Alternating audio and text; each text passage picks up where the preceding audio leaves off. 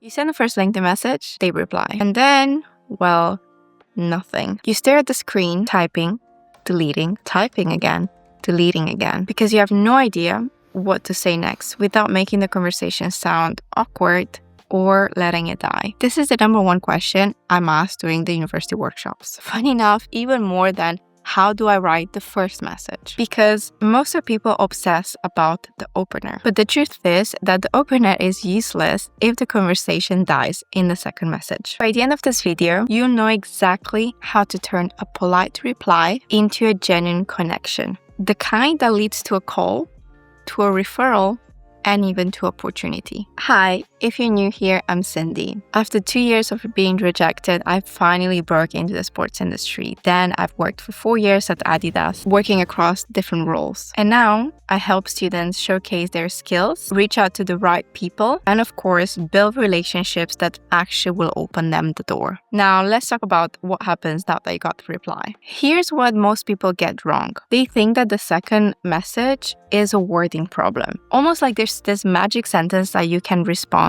to people to make the conversation go forwards. I'm sorry to disappoint, but there isn't. Because in reality, what it is a setup problem, not a wording problem. If your first message was generic, such as, tell me about your career, or would love to connect, you made your job that much harder. Because the reality is that now you're looking at the answer, and you're trying to come up with something interesting to say. But unfortunately, you have nothing to really work with. But if the first message was asking something specific, and this could look like something about their actual path, about their actual role, something that only them could answer, when they reply to that, you already handed in the second message. It's very easy for you to follow because you already have the material to work with. Now, in case you haven't sent the first message or you still have in your list a couple of people you want to do this with, I really suggest you to watch the first video on how to do that properly because that will make your second message much quicker and much easier. However, if you already have done that and you're sitting with a very generic reply, I want you to do this. Say, for example, that your first message, you ask them directly to have a conversation, and because you want to know how the journey was. And they respond something like, happy to chat, so far it's been a great ride. Don't try to force what I'm about to show you in case you have that generic answer. There's nothing yet there that you can work in case you have that type of answer. Now I want you to ask more specific questions so that you have more material to work with. Ask a question like this. Oh, that's great. What was the biggest difference between working in company A and company B? 1 or 2 specific good questions are enough to turn a flat answer into something you can work with. Once you have done that and the reply comes, you have enough to be able to work with what I'm going to show you in this video. Now, here's what I mean by them handing you the material you can work with. Let's say your first message was something like this. I saw you move from analytics to product. How was that transition for you? How did the analytic role actually end up helping you for the product role? This is just one variation of how someone like that could respond to this. But look how rich that answer could be. Yeah, it wasn't easy, a whole new set of skills, but analytics is actually what got me into the door for the interview.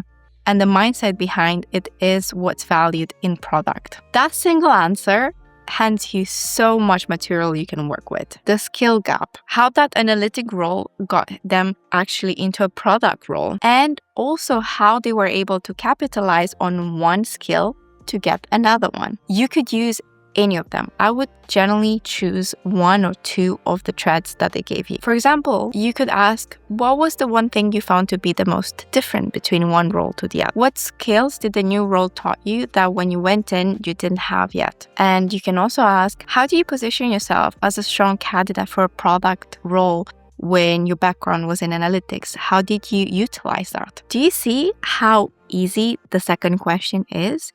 If you have good material to work with, this is exactly what I want you to do. Every time you connect with someone, I want you to understand their path, their role, and be genuinely curious about what they have to say, because that's what makes the conversation flow in a more natural way. In case you're someone that naturally struggles to do that with a new person and you're not knowing, what are the type of questions you need to ask and what's next, in case you find it hard, I've created this framework for you to have in mind when you approach someone. I call it acknowledge, add, and advance. Acknowledge is that you show that you actually read what they said, not just skimmed it, read it. And in writing would look something like this. Thank you so much for taking the time to explain that transition and for being so honest about it. And see what I'm doing here. I'm not repeating what they said. I'm just recognizing them for them giving me the time. Add is where you add proximity by sharing a piece of yourself that genuinely connects with what they said. This is how this would look like in written. And let's continue with the example of the product analytics person. That's something I'm genuinely curious about because I'm trying to move into a different industry myself.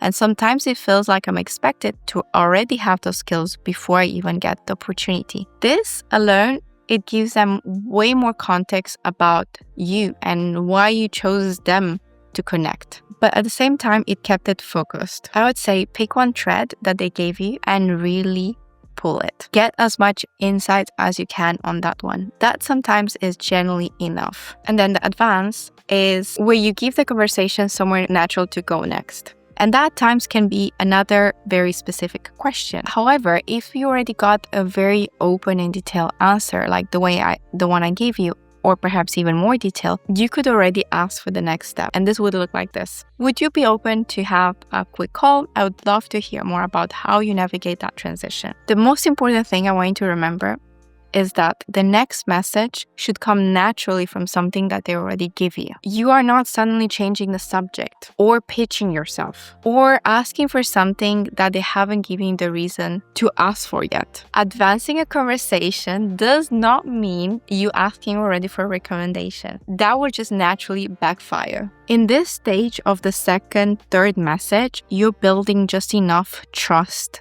and knowledge of that person. Don't try to catch it immediately because that's not going to work in your favor. So putting it all together, your second message could look something like this. Thank you so much for taking the time to explain that transition and for being so honest about it. I'm trying to move into a different industry myself, and sometimes it feels like I'm expected to already have the skills before I even get the opportunity.